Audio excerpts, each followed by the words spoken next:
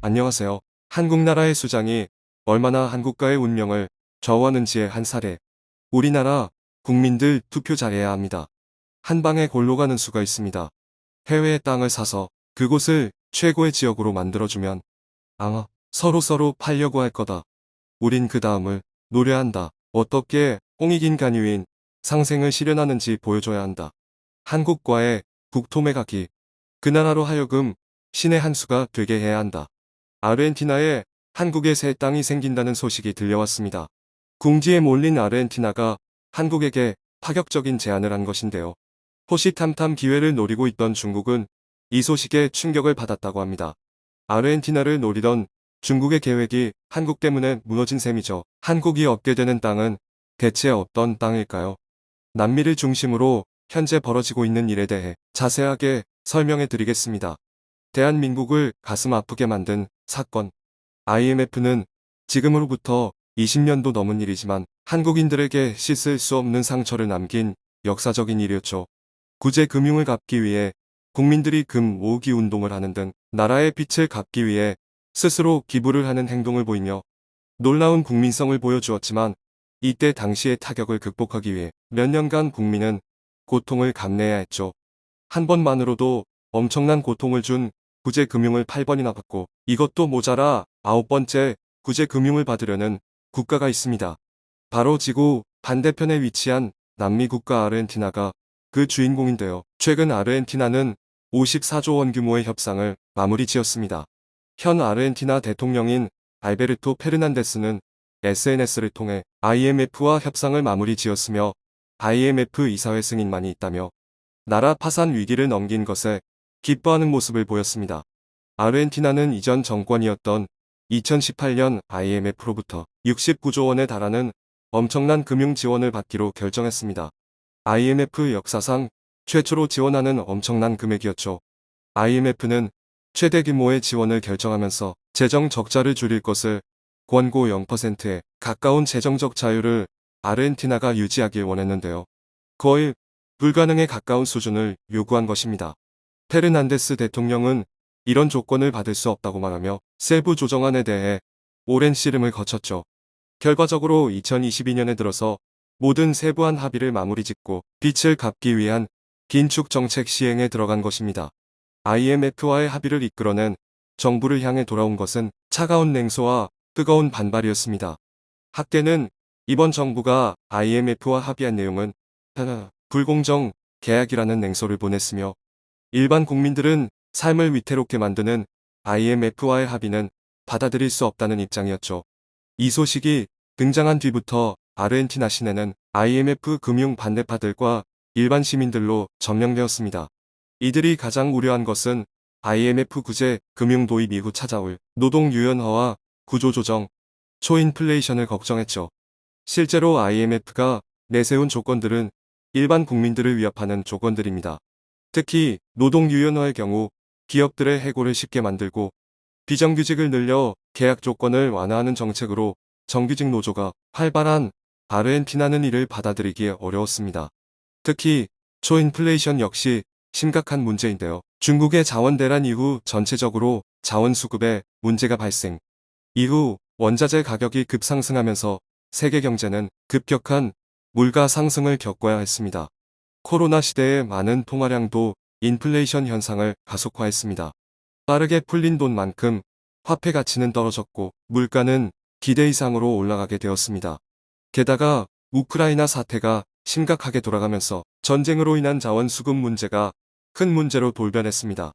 여러 외부 요인으로 아르헨티나 경제가 인플레이션 압력에 이미 많이 노출되어 있어 서민 경제가 최악으로 치닫는 이 시기에 만일 IMF 구제금융까지 받아들인다면 서민들 입장에선 파산하는 것 외에는 별다른 방법이 없는 것이죠. 사실 1980년대까지만 하더라도 아르헨티나는 잘 사는 국가였습니다. 경제성장과 물가 역시 안정된 국가로 오히려 아르헨티나로 이민하는 한국인들이 있을 정도로 앞선 국가였죠. 그러나 군사 독재로 인해 정권이 부패한 세력에게 넘어가면서 아르헨티나 경제는 박살나게 되었습니다. 호르헤 비델라가 정권을 잡게 되면서 산업 기반이 파탄 초인플레이션이 당연한 국가가 되었죠. 사리 사욕을 챙기려는 비델라 정권 소속 정치인들의 행동으로 국유화된 재산은 외국 기업들에게 넘어갈 뿐만 아니라 뇌물과 부패 관료들의 등장으로 산업 발전이 늦어지면서 빈민율이 4%에서 38%로 상승하게 되었죠.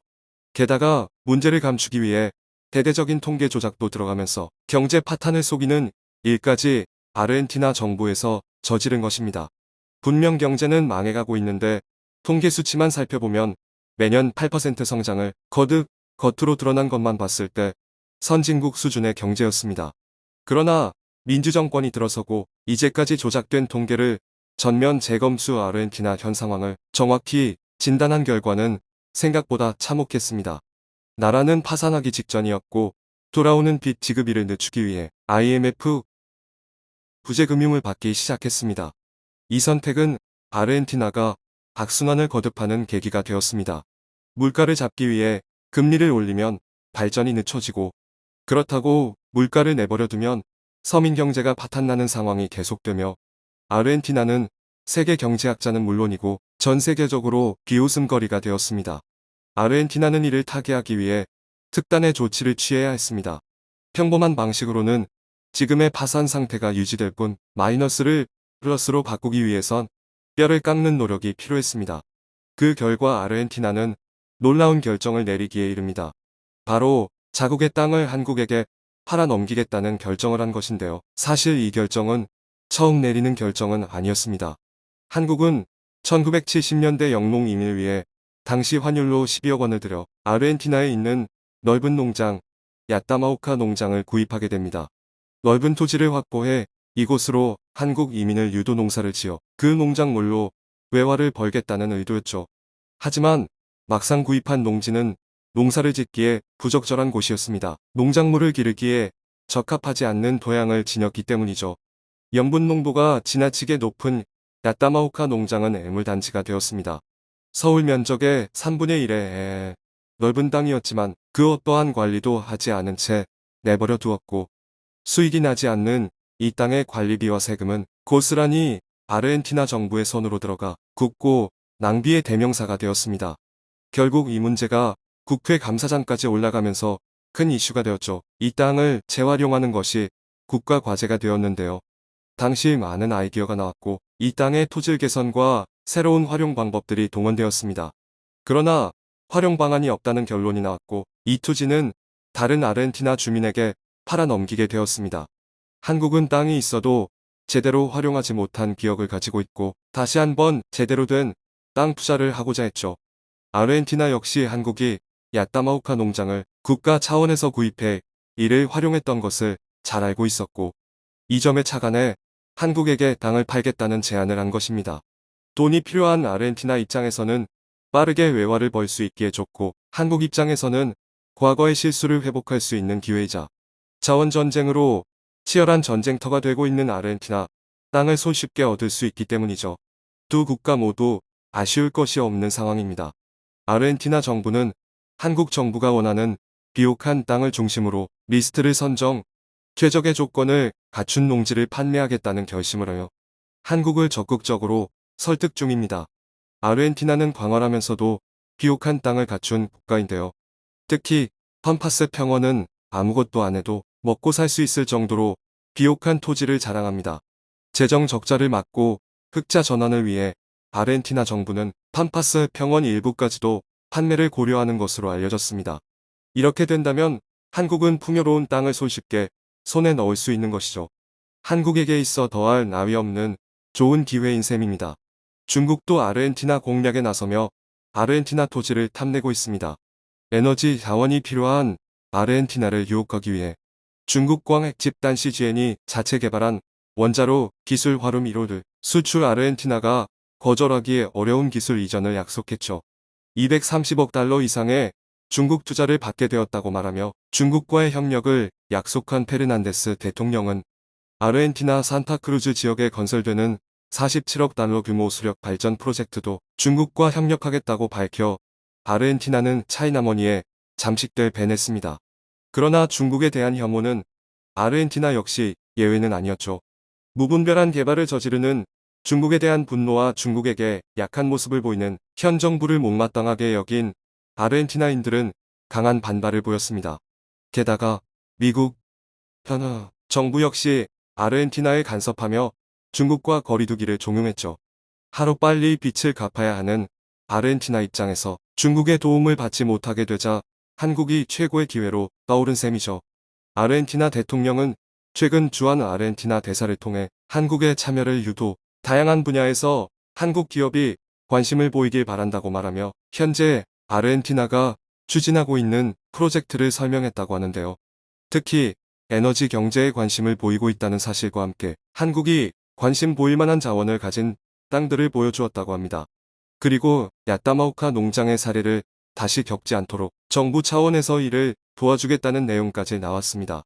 중국 정부는 아르헨 정부가 한국과의 협력을 강화하려고 하자 당황하는 모습을 보이며 더 많은 자원을 약속했으나 미국의 견제와 내부 반발 때문에 불가능한 상황. 한국이 중국보다 더 유리한 위치에 서 있게 된 것입니다. 국가 간의 교류는 신뢰가 바탕이 되어야 한다. 중국과의 종전관계 성패를 살펴야 할 이유이다. 그리고 과거 실패가 있다면 두 번 다시 그 길로 가면 안 된다. 일방적 좋은 거래는 없기 때문이다. 분별과 선택에 중요합니다. 한국이 이 기회를 잡아 자원 경쟁에서 유리한 위치에 서 있기를 바라며 앞으로 한국이 더 발전하는 나라로 발돋움하길 기대하겠습니다. 저도 이때 금을 냈어요. RMF 때문에. 그래도 나라를 지킨다고 기분이 좋았는데 아르헨티나가 옛날 한국처럼 형편이 어려우니까 마음이 아프네요. 시청해주셔서 감사합니다.